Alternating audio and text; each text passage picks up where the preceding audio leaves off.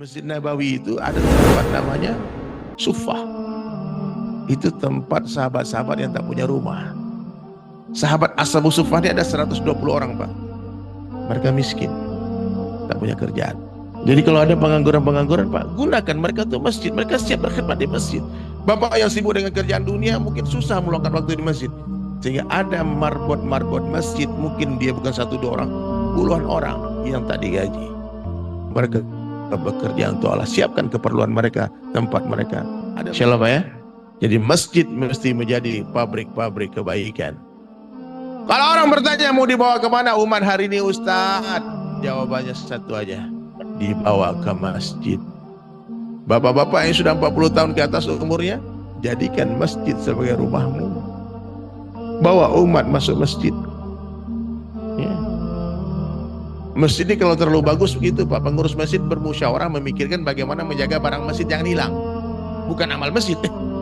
Bagaimana barang masjid hilang. Ya, karpetnya kalau udah bagus, Pak, udah nggak boleh lagi orang itikaf, susah. Teman saya wali kota Bengkulu, Pak Helmi Hasan, dia punya pikirnya agak sedikit out of the box, Pak, agak aneh.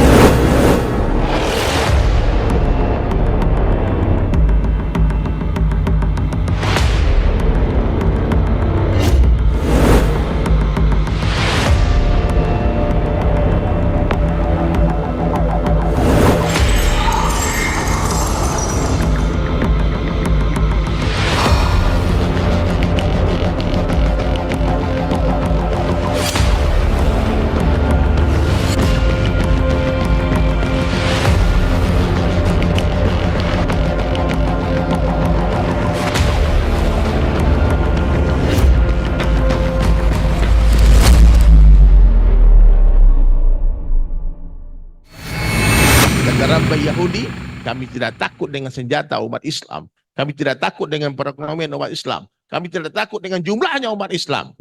Yang kami takutkan kalau sholat subuh di masjid-masjid mereka sudah seperti sholat Jumat.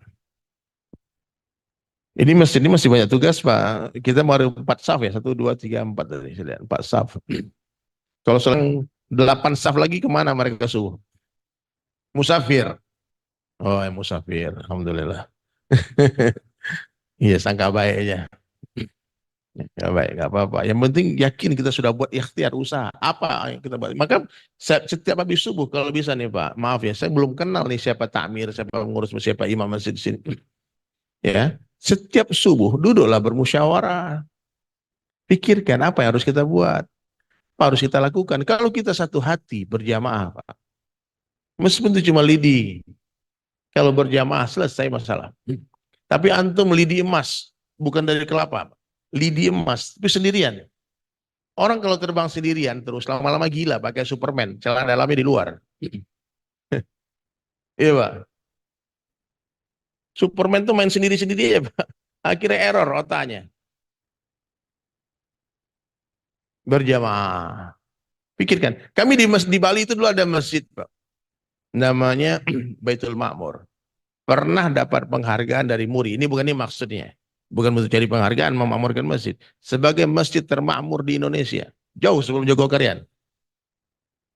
Habis itu Jogokarian dapat penghargaan juga, ini dapat juga semua. Di Bali. Tempat minoritas Islam. Dan itu bukan sekedar tiba-tiba ramai masjid, Pak. Pengurus masjid betul-betul bermusyawarah, berpikir bagaimana cara memakmurkan masjid. Mendatangkan dai-dai setiap minggu dari Jakarta. Pakai biaya. Tapi kita korban, nggak apa-apa, biar rame masjid. Ya. Sendal hilang ganti, ada yang berdiri depan pintu ngasih parfum jamaah datang, senyuman. Ada resepsionis masjid, Pak. Bukan hanya hotel aja ada resepsionisnya. Ya, kita masuk restoran disambut, Pak. Selamat pagi, Pak. Masuk senyum manis. Masuk masjid orang suntuk semua.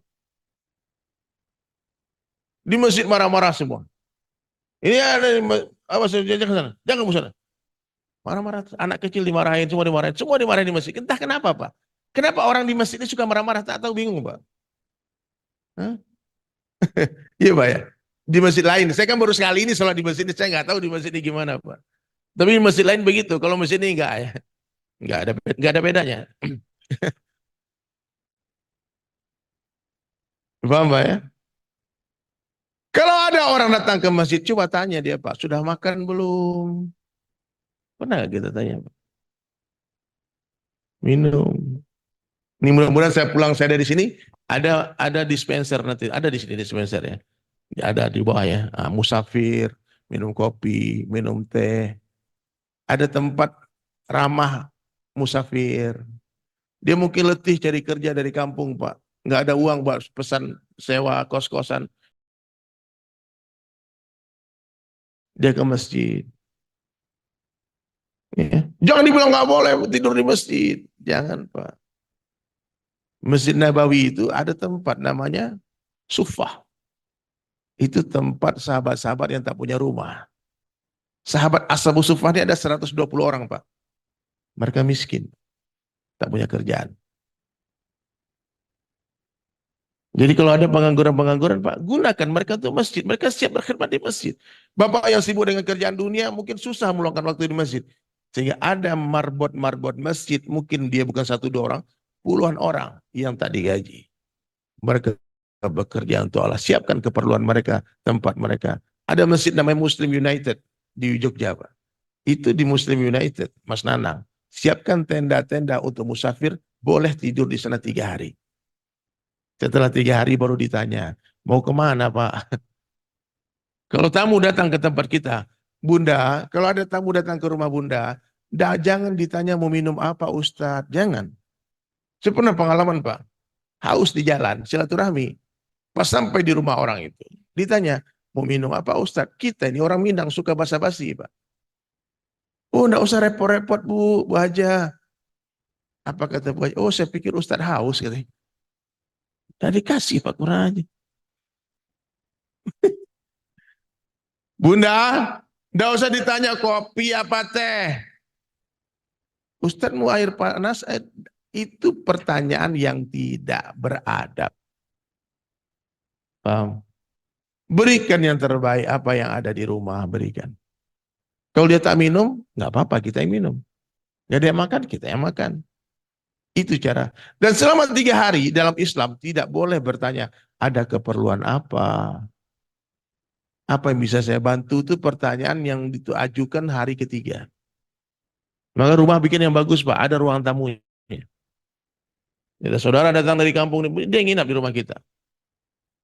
Dulu zaman Nabi nggak ada hotel, nggak ada restoran, Pak. Jarang dikit banget.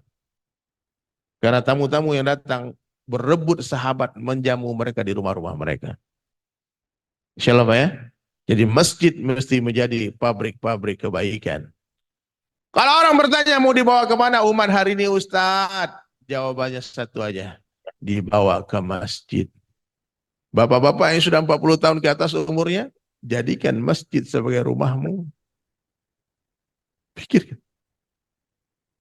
Bawa umat masuk masjid. Ya. Masjid ini kalau terlalu bagus begitu Pak, pengurus masjid bermusyawarah memikirkan bagaimana menjaga barang masjid jangan hilang. Bukan amal masjid. Bagaimana barang masjid ini hilang. Ya. Karpet ini kalau udah bagus Pak, udah nggak boleh lagi orang itikaf. Susah. Teman saya wali kota Bengkulu Pak, Pak Helmi Hasan. Dia punya fikir. Pikirnya agak sedikit out of the box Pak, agak aneh. Pikirnya dulu pernah di Bengkulu dia buat sayembara. Sholat 5 waktu berjamaah. Siapa yang sholat 5 waktu berjamaah selama 40 hari, tanpa tertinggal takbiratul ula bersama imam, maka dapat mobil Innova. Dia umumkan pagi, sholat zuhur 12.000 orang sholat zuhur, Pak. Iya benar, dia cerita. Penuh masjid raya. Karena umat hari ini nggak tertarik dengan surga, dia lebih tertarik dengan Innova. Benar, Pak. Itu ide tak kurang baik, tapi dia pernah coba, Pak. Selesai sayembara, kosong lagi masjid. After sayembara, quiz, no more people in masjid. Subhanallah. Kemudian dibuat lagi ide, makan-makan di masjid. Masjid dibikin tempat makan. Hari Jumat, wali kota langsung yang menyajikan makanan, mencucikan tangan rakyatnya. Duduk, habis itu di dalam masjid, habis sholat Jumat, ada 1.000 nampat. Disiapkan, disembelih kambing, makan-makan di masjid. Kalau makan-makan, ramai orang datang, Pak. Lalu ditegur sama tokoh masyarakat. Pak Wali, Ini bikin kotor masjid ini, makan-makan dalam masjid ini. Apa jawaban beliau? Maaf Pak, bisa nggak suluh karpetnya yang keluar masjid? Tolong suruh karpetnya yang keluar masjid. Jangan sampai umat disuruh keluar dari masjid. Orang sudah masuk masjid, jangan gara-gara mulut kita dia tak mau lagi masuk masjid. Paham? Nah ini kesimpulannya apa hadirin mulia? Kita harus jadikan dakwah sebagai maksud hidup kita. Bunda, dakwah bukanlah sebuah profesi. Tapi apapun profesi kita, kita wajib berdakwah.